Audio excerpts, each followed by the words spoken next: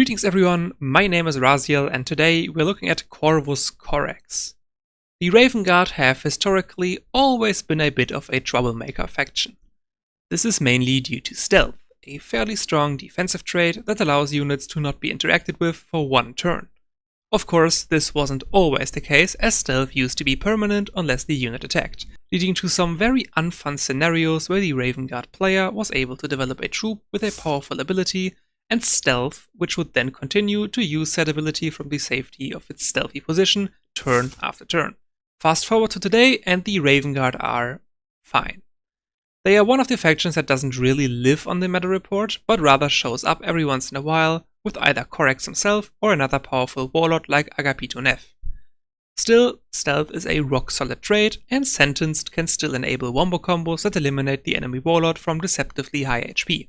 It should therefore come to no one's surprise that the Raven Guard are still a faction not to be underestimated, and thus people are still playing anti-stealth cards to this day, even though it cannot be denied that the Night Lords are also playing a noticeable part in this.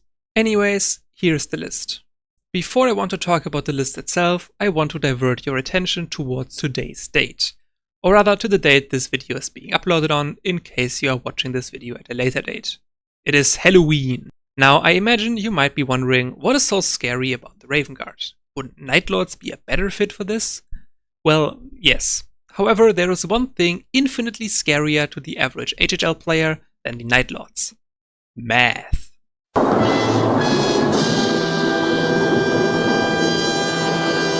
To divert your attention back to the decklist, you may notice that we are using Sorc in this deck, which looks a little out of place. However, there is a very good reason for this. Math.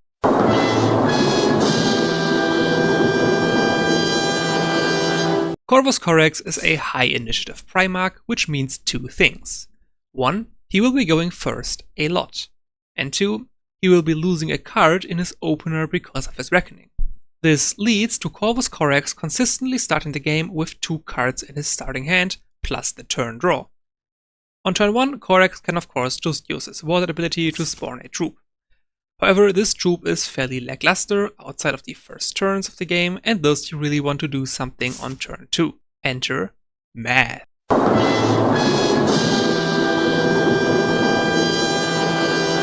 We are running 9 cards in the 3 energy slot. One of these is Solak Squad, which isn't really a proactive play we can reliably play on the 3 energy turn, leaving us with 8 proactive 3 energy cards remaining. And 8 is exactly the number of cards we need to have a 73% chance of drawing at least one of them by the 3 energy turn. How do I know this? Because of this funny thing called a hypergeometric distribution calculator. Basically, drawing cards from a deck without putting them back afterwards has odds that can be calculated using a hypergeometric distribution. This calculator on screen calculates how likely it is to draw one or more of our 8 3 energy plays from our 30 card deck in 4 draws, which is the 2 cards in your starting hand plus the 2 turn draws. This doesn't factor in mulligan, so the actual chances are even higher than this, so I'm pretty satisfied with the odds of not needing to skip the 3 energy turn or awkwardly re-stealthing the 1 energy troop in 3 out of 4 games. Wasn't that scary? We did math in HHL. Anyways, the rest of the deck is a fairly standard Raven Guard deck. Only thing of note is that we have abandoned the cheap single-use sentence card like Predatory Strike, because Corax can simply not afford to have these cards take up slots in the opening hand. And that concludes the breakdown of the deck, which in fairness was more a showcase of a deck building tool than me talking about the actual deck. You know what does go more in depth about the deck? The deckpaste. Link is in the description, right next to the link to the Discord server. That was it from me. Enjoy the games.